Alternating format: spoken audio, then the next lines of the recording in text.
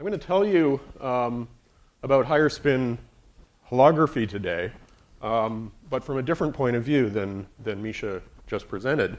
And this has appeared in a paper that came out recently. I'm working with a pair of students here, a pair of students from Illinois. And Onkar is here in the audience, so if there are any hard questions, you should address them to him. And I'm also going to show you some results of a paper that should come out shortly, if I'm optimistic. Of course, one of the most appealing aspects of holography is its interpretation in terms of the renormalization group, right? That holography really acts as a geometrization of the renormalization scale. And I want to point in particular to an interpretation that was developed from the gravitational side of things, where one can think about the bulk physics in terms of a Hamilton-Jacobi structure. So we're thinking here in terms of sort of radial foliation, radial quantization. Okay, and so we expect that that will play a central role, and indeed, as we go through my talk, you'll see that that is going to come about. As I said, most of the studies of holographic RG is from the bulk point of view, and the new thing that we're going to consider here is to attack the problem from the field theory side directly and try to derive the bulk physics. And so the technique that we're going to use is the so-called Wilson-Polchinski exact renormalization group. This is a program that was started by Mike Douglas and his collaborators a number of years ago, but we've sort of pushed it through to its logical conclusion. And I'll show you that we have a sensible geometric interpretation of the exact renormalization group as a holographic theory. It'd be nice if this worked. Oh, there we go. Okay. Now, because we're talking about the renormalization group, I'm going to think about systems that are at a free fixed point or close to a free fixed point. And that, of course, isn't the usual playground of holography. Usually the field theories are strongly coupled. And so certainly this system can't possibly have a purely gravitational dual, at least if we're talking about the free fixed point. But it's certainly some sort of higher spin theory. Yeah, I think it's, if I push hard. Thanks. Okay. Okay, so we should expect to see a higher spin theory emerge from this. And one of the interesting things, as I'll show you, is that it's not obvious that this is equivalent to the Vasiliev theory, but it has many similar features and presumably is equivalent, although we haven't been able to show that in any detail. Okay, so I'm not going to go into too many details because time is short. I'm just going to treat the exact renormalization group essentially as a black box, but I want to point to a couple of features here. So we're going to speak in terms of ordinary path integrals over elementary fields. Here I'm calling them phi. And the principal feature that I want to point to here is that the theory is regulated by the introduction of a cutoff function in the kinetic term. Okay, the cutoff function looks something like, this should be k sub f, it looks something like this. The high energy modes are just explicitly cut off. And Polchinski's argument, or his manipulation of the path integral gave an exact equation that just expresses that the partition function should be independent of the cutoff, or more precisely, of the details of this cutoff function.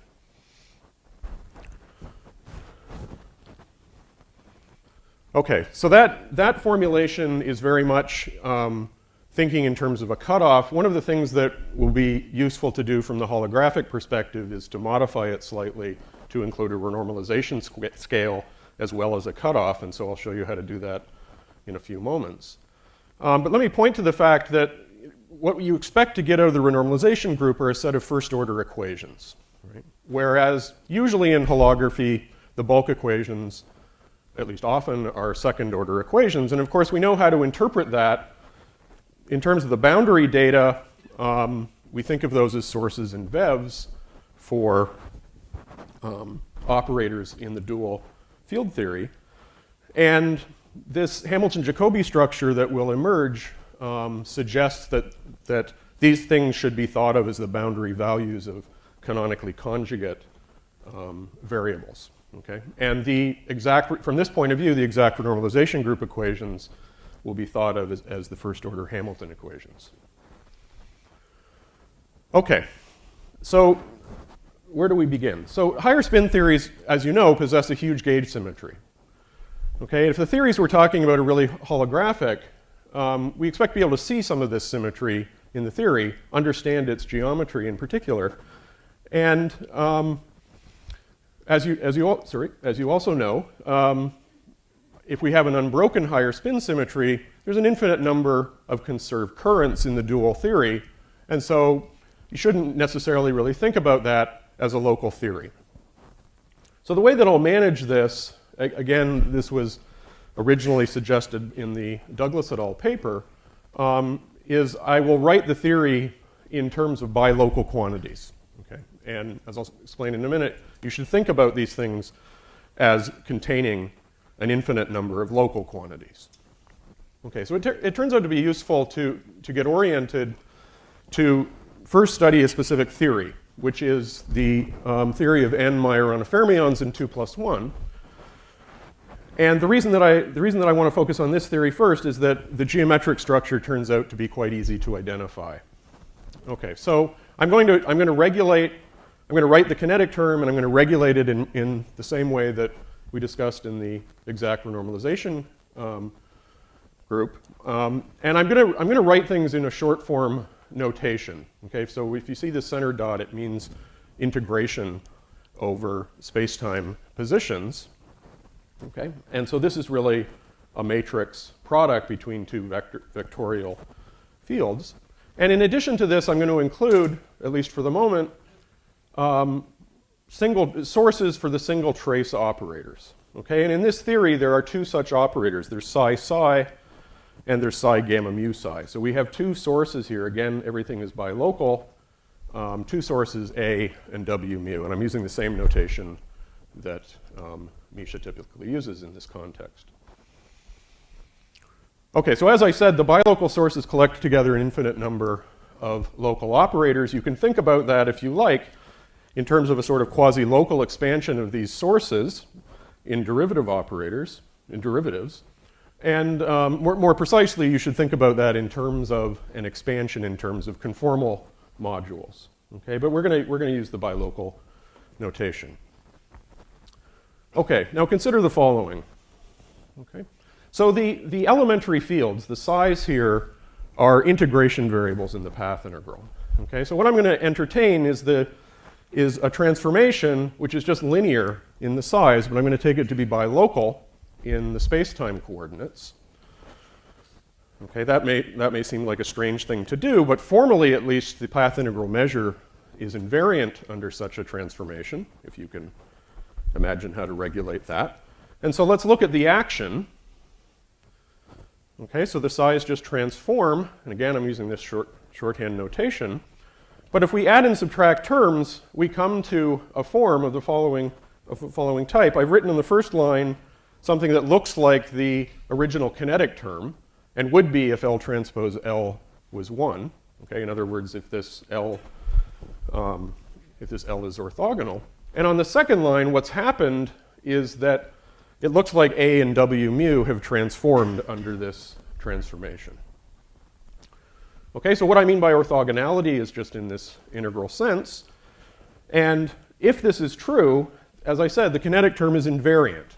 Okay, while the sources transform as follows. And you can see here that under this transformation, this is a symmetry that we refer to as OL2. Under this transformation, W mu transforms like a connection.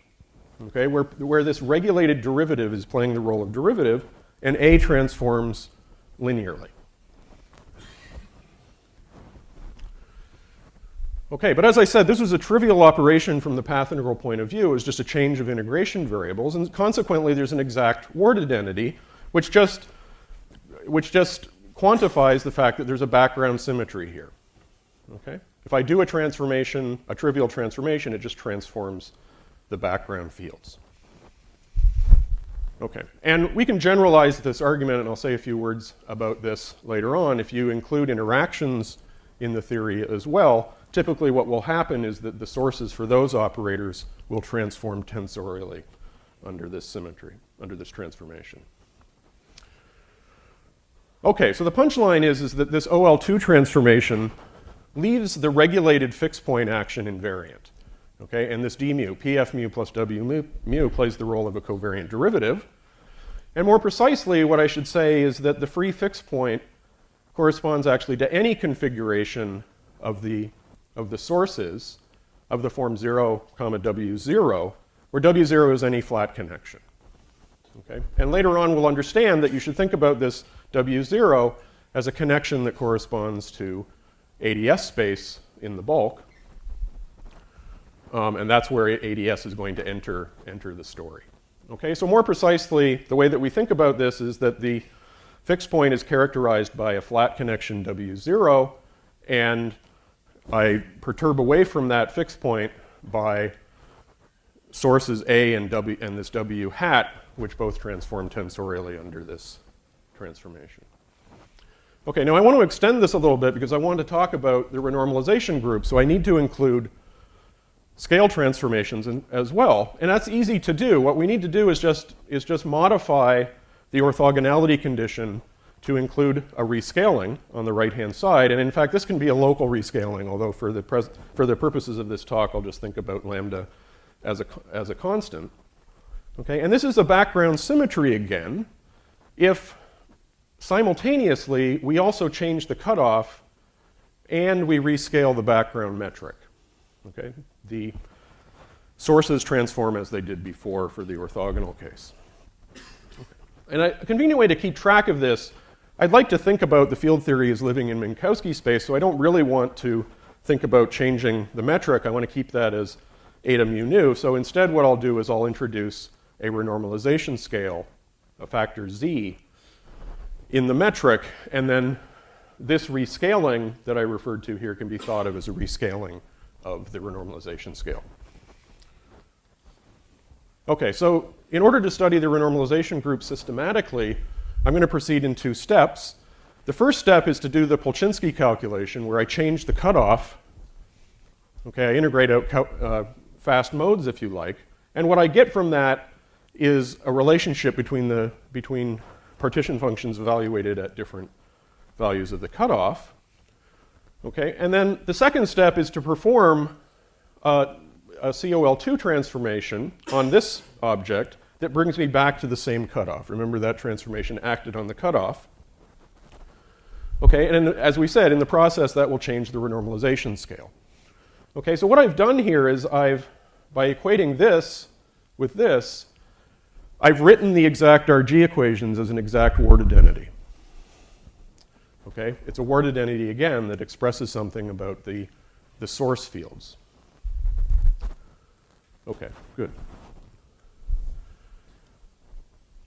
Okay, so to see what's happening, we can work infinitesimally. If I take the transformation L to be 1 plus something small, and again I remind you that these are all bilocal functionals here, I'll parameterize that in terms of something I'll call WZ, and the reason that I use that notation is that it's going to appear in the RG equations in a place that looks like it's the partner of W mu in one higher dimension.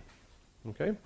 So if you, again, I told you that I'm just going to think about the exact RG process as a black box, but the output of that is the following equations. If we work infinitesimally, the output of that calculation is a set of functions, which I'll call beta here. These are the beta functions for A and W. And the RG equations infinitesimally just look like this.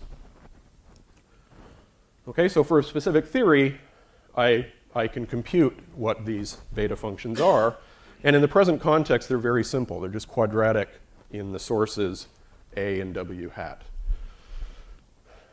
Okay, so if I compare terms linear and epsilon on the previous transparency, the equations look as follows. And if you stare at these long enough, you'll realize that these should be thought of as a set of equations that just look like form equations, okay, in one higher dimension. So I'm using notation here where I have an exterior derivative, which is the, which has a piece in the mu directions, but employing this regulated derivative, and a piece in the z direction.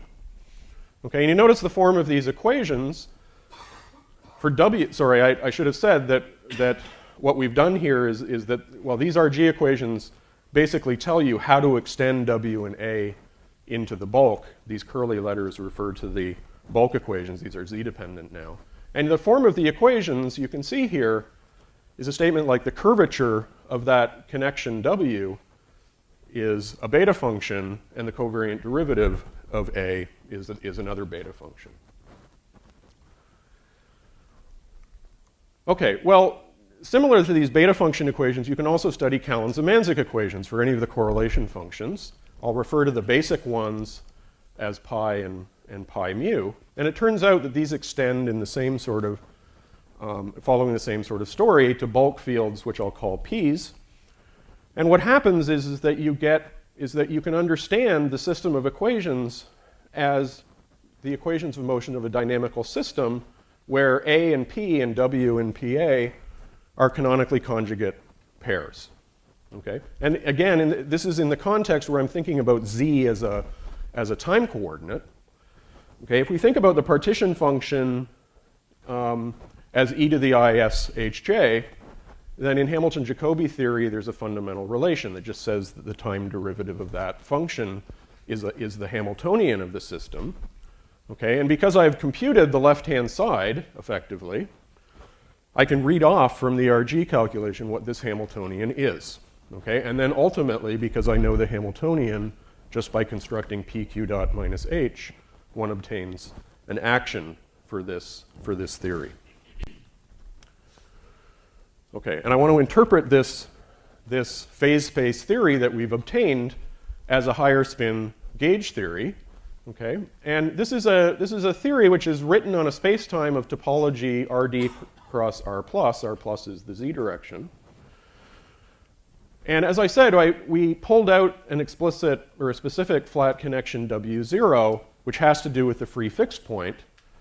Okay, and it turns out that that connection should be thought of as invariant under the conformal subalgebra of the algebra of this conformal orthogonal group. So here's an explicit coordinatization. Here's a realization of W0.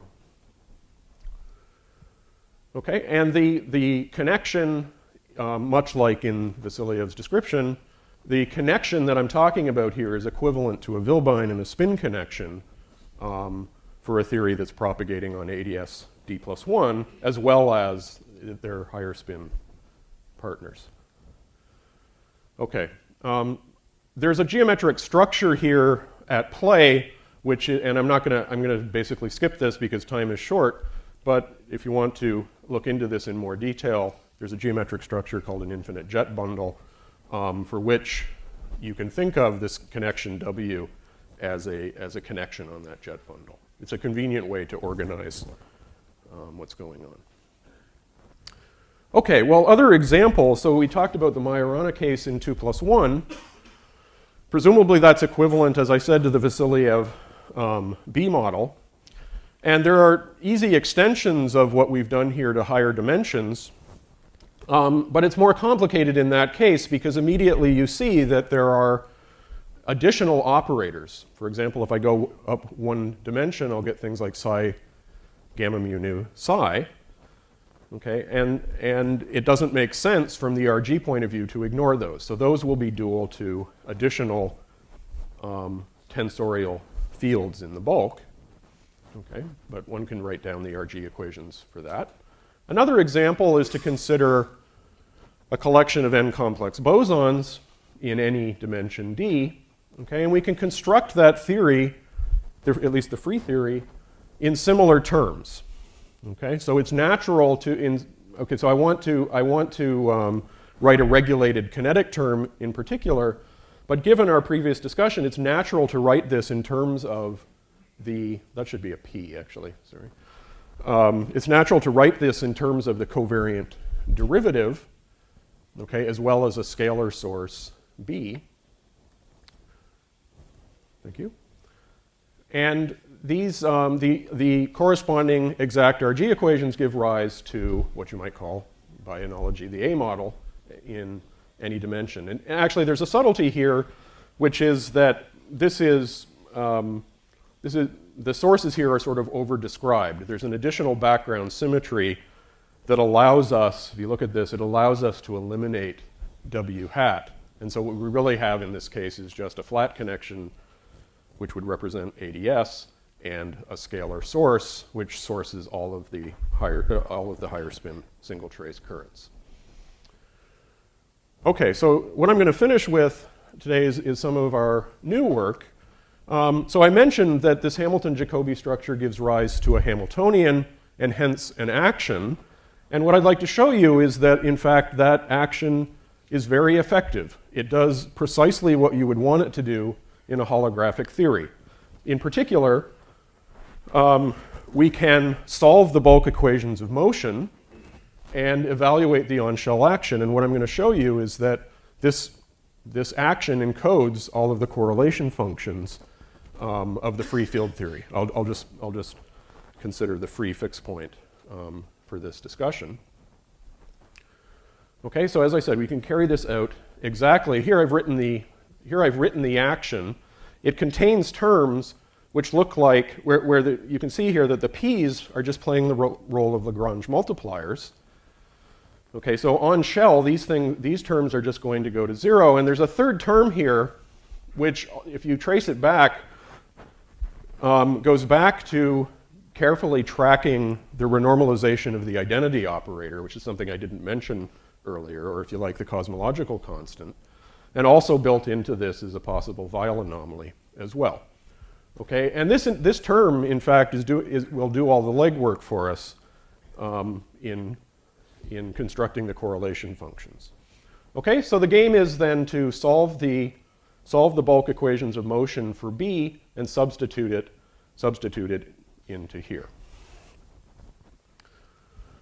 Okay, so I'll just quickly go through this, but there's an iterative procedure that you can employ to derive the Onshell action exactly to all orders. Here's the renormalization group equation. I told you that the beta function is just computable. In this case, it's just quadratic in the B's. You can set up an iterative expansion where you can systematically, order by order, solve the equations. The first equation is homogeneous, and it has a simple solution.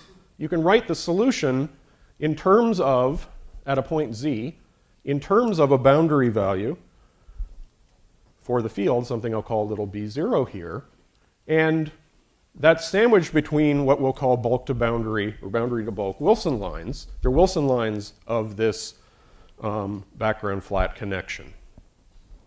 Okay, and I'm putting the boundary, I'm thinking of the z coordinate as running from epsilon to infinity, and I'm putting the source here b0 at z equals epsilon. Okay, so that's the solution, that's the general solution to the first equation. We can substitute that in and systematically carry out the evaluation of the Onshell action. And at kth order in this expansion, what you find is something that is of order k in b0 with some propagator factors that I won't dwell on. But for each of these contributions to the Onshell action, you can think about this pictorially in terms of the analog of a Witten diagram. Okay, it's a little bit unusual in that these Witten diagrams now are go out to the boundary. They attach to operators on the boundary, which are bilocal. So this is why there are two Wilson lines going out to each operator. And in the bulk, there's a vertex. Here I've shown you the 3-point vertex, but that vertex is non-local. Okay, so one way to think about this is, well, you could do that quasi-local expansion, go back to the individual local fields and extract from this, although it would be difficult, but you can extract from this individual correlation functions of local operators if you wish.